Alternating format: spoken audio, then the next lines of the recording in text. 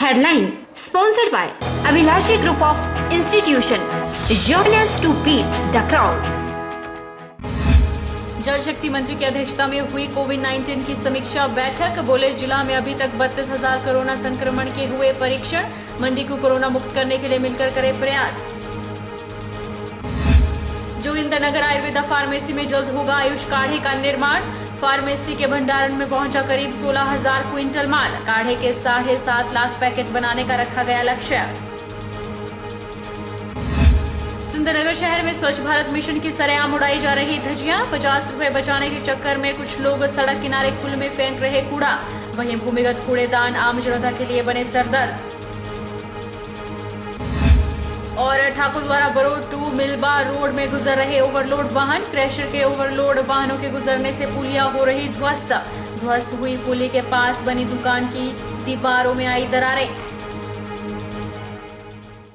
नमस्कार, आप देख रहे हैं HQ 24x7। मैं हूं जनीशा।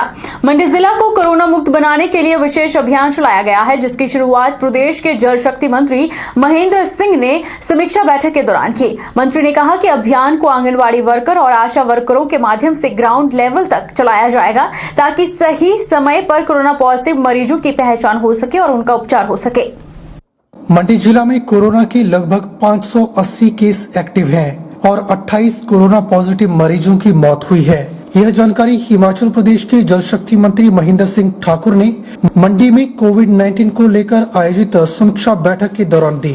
उन्होंने कहा कि ग्रामीण क्षेत्रों में कोरोना महामारी फैली है। इसके कई कारण हैं, जिनमें दूसरे राज्यों के मजदूर जो कोरोना पॉजिटिव पाए गए और राज्यों की सीमाएं खोलने के बाद दूसरे राज्यों से हिमाचल के लोग जो वापस लौटे, उनमें कुछ लोग पॉजिटिव निकले, जिसके कारण कम्युनिटी स्प्रेडिंग हो रही है। महेंद्र सिंह ठाकुर ने कहा कि मंडी जिला में कोरोना मुक्त अभियान चलाया जाएगा और मंडी जिला प्रदेश का पहला ऐसा जिला होगा जो कोरोना मुक्त होगा और इसके लिए अधिकारियों को निर्देश दिए गए हैं। उन्होंने कहा कि इस अभियान को आंगनबाड़ी कार्यकर्ता और आशा वर्करों के माध्यम से ग्राउंड लेवल पर चलाया जाएगा, ताकि कोरोना पॉजिटिव मरीजों को आइडेंटिफाई किया जा सके। जो कोरोना महामारी जो है वो ग्रामीण क्षेत्र में बढ़ी है, इसके कई कारण हैं। बाहर से जो हमारे मजदूर आए, विकास कार्यों की जो योजनाएं हमारी हैं, उनमें से कुछ पॉजिटिव निकले। हमारे ऐसे लोग जो बाहर हमारे नौकरी करते थे, प्राइवेट सेक्टर में काम करते थे, जब इस राष्ट्र के बीच में सभी राज्यों की सरहदें खोल दी गई, तो वहाँ से जो हमारे लोग आए, जिनके अपने परिवारजन यहाँ थे, तो उनमें से कुछ जो पॉजिटिव निकले और उससे जो है फिर आगे जो है वो कम्युनिटी स्प्रेडिंग पर जो है बढ़ रहा है। लेकिन हमारे हेल्थ डिपार्टमेंट ने, हमारे प्रशासनिक अधिकारियों के अथक प्रयासों से जो है अब इस पे काबू पाने की तरफ हम बढ़ रहे हैं। हमने आज एक नारा दिया है कि कोरोना मुक्त मंडी को करना है, ताकि मंडी जिला से पूरे प्रदेश की शुरुआत की जाए। जो जैसे कि आदरणीय प्रधानमंत्री जी ने पिछले कल कहा है, वैसा ही माननीय मुख्यमंत्री जी ने भी कहा है, वैसी गाइडलाइन जो आज हमने अपने सभी अधिकारियों को और डॉक्टर्स को दी है कि हमारे जितने भी आंगनवाड़ी बालवाड़ी के जो हमारी बहनें और बेटियां हैं और आशा वर्कर्स हैं, उनको हमने कहा है कि उनका कार्य क्षेत्र जो है वो ग्रामीण क्षेत्र में होता है और वो एक चिन्हित सा कार्य क्षेत्र होता है। उनको पता है कि मेरे इस कार्य क्षेत्र के बीच में कौन आदमी जो बीमार होता है और उस बीमारी में उसके क्या लक्षण है। जहाँ उनको लगे कि ये क्रोनिक पेशेंट है, इसको बुखार आ रहा है, इसको खांसी आ रही है, इसको कोई और प्रॉब्लम है, तुरंत वो उस घर में जाकर के उनको एडवाइस करेगी कि आप अपने आप को तुरंत हॉस्पिटल में जाकर के अपना कोरोना टेस्ट करें। सरकार कोरोना पॉजिटिव मरीजों का बहुत अच्छा उपचार करवा रही है। यह बात प्रदेश के जल शक्ति मंत्री महेंद्र सिंह ठाकुर ने पत्रकारों से बातचीत के दौरान कही। उन्होंने कहा कि जब वे खुद कोरोना पॉजिटिव आए तो वे 6 दिन IGMC शिमला में रहे। उन्होंने यह अनुभव किया कि ऐसे रोगी जो हार्ट, फेफड़ों, किडनी और शुगर की बीमारी से ग्रसित हैं, उनके इलाज पर सरकार एक मरीज पर 8 से 9 लाख खर्च रही है। पॉजिटिव जो पेशेंट्स हैं, उनका हमारी सरकार ने बहुत अच्छा इलाज। मैं 6 दिन IGMC में रहा।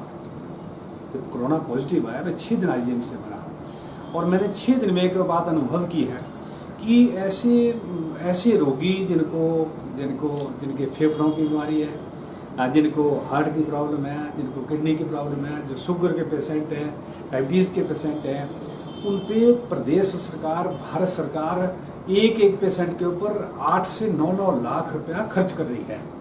शायद इतना पैसा कभी वो कहीं खर्च कर सकते थे, और उनमें से बहुत ज़्यादा जहाँ ठीक होकर के घर भी आ रहे हैं। सरकार की तरफ से, चाहे भारत सरकार है, चाहे प्रदेश सरकार है, दोनों सरकारें जो है हम मिलकर के जो है लगातार भरपूर कोशिश और प्रयास कर रहे हैं कि हम इस कोरोना को हिमाचल प्रदेश से और मंडी से जो आज हमने आह्वान किया है कि मंडी से पहला जिला होगा हिमाचल प्रदेश का कि हम कोरोना मुक्त ही मंडी जिला को बनाएंगे। वर्ष 1953 के जोगिंद्रनगर में स्थापित आयुर्वेदा फार्मेसी में अब आयुष काढ़े का भी निर्माण जल्द होने जा रहा है। इसके लिए फार्मेसी के भंडारण में करीब 16,000 क्विंटल माल अभी तक पहुंच चुका है, जबकि अगले कुछ दिनों में कच्चे माल की एक बड़ी खेप आयुष काढ़े के लिए पहुंचने वाली है और इसी महीने में काढ़े को बनाने पर भी विचार विमर्श शुरू हो चुका है। फार्मेसी में बनने वाले काढ़े को प्रदेश के सभी आयुष विभाग के संस्थानों में उपलब्ध करवाया जाएगा। काली मिर्च, दालचीनी, सौंठ और तुलसी से बनने वाले इस काढ़े के 7.5 लाख पैकेट बनाने का निर्धारित लक्ष्य रखा गया है। इससे पहले इसी आयुर्वेदिक फार्मेसी में 3600 क्विंटल आयुर्वेदिक काढ़े का निर्माण कर करीब 48,000 पैकेट कोरोना वॉरियर्स को उपलब्ध करवाए गए थे। गुरुवार को आयुष विभाग के प्रदेश सचिव अजय शर्मा ने खुद आयुर्वेदिक फार्मेसी में पहुंचकर यहां चल रही गतिविधियों का जायजा लिया। उन्होंने फार्मेसी के उत्थान से संबंधित अनेकों विषयों पर चर्चा की और मौके पर मौजूद अधिकारियों को आयुर्वेदा पद्धति को और अधिक प्रभावी ढंग से लागू करने पर अपने सुझाव साझे किए और उचित दिशा निर्देश भी दिए। कृषि विभाग द्वारा उपलब्ध करवाए गए धान के बीज को बेचने से जोगिंद्रनगर के किसानों की धान की फसल बर्बाद हो चुकी है।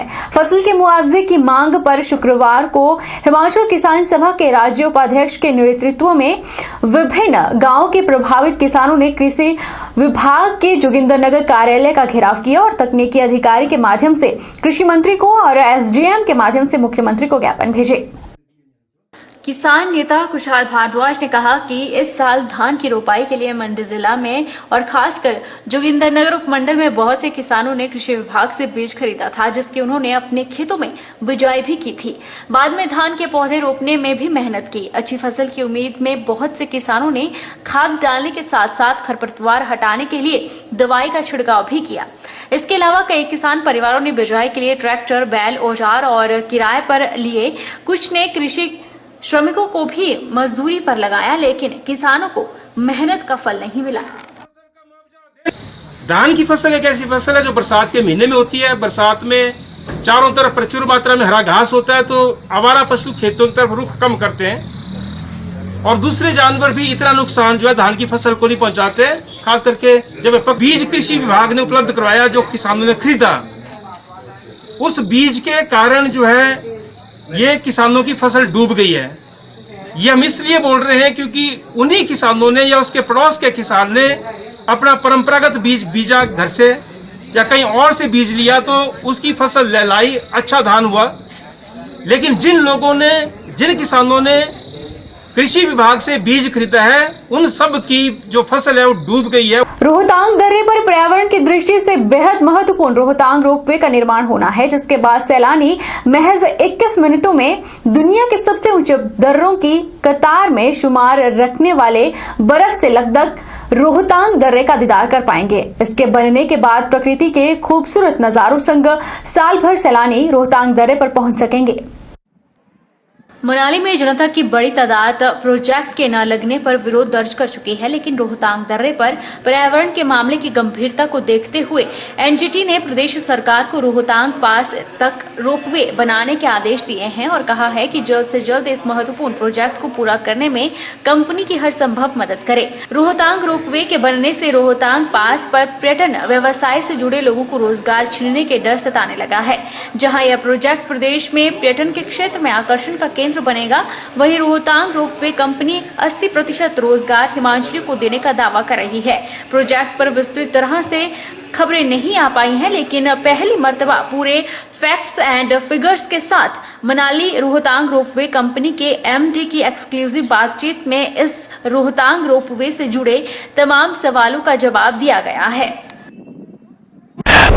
ये प्रोजेक्ट रोपवे प्रोजेक्ट है जो पहचान पंचायत में लग रहा है। कोठी से ये शुरू होगा और 3 चरणों में कंस्ट्रक्ट होगा। कोठी से गुलाबा पहला चरण, द्वितीय गुलाबा से मढ़ी, और जो तीसरा और अंतिम चरण होगा वो होगा मढ़ी से रोहतांग पास।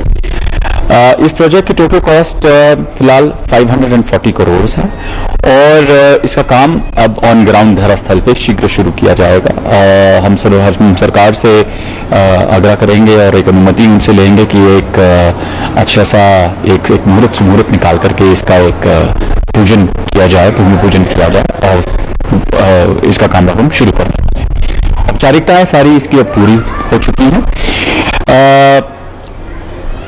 जिस दिन से शुरू होगा उस दिन से 4 वर्षों में ये सारे तीनों चरण हम पूरे कर देंगे। जो सबसे पहला चरण होगा वो हम 1.5 से लगभग 2 साल में पूरा कर देंगे, विच इज बिटवीन कोठी टू गुलाबा, और बाकी चरणों में पैरेलली काम चलता रहेगा। अब तो चला है छोटे से ब्रेक का, ब्रेक के बाद फौरन लौटेंगे।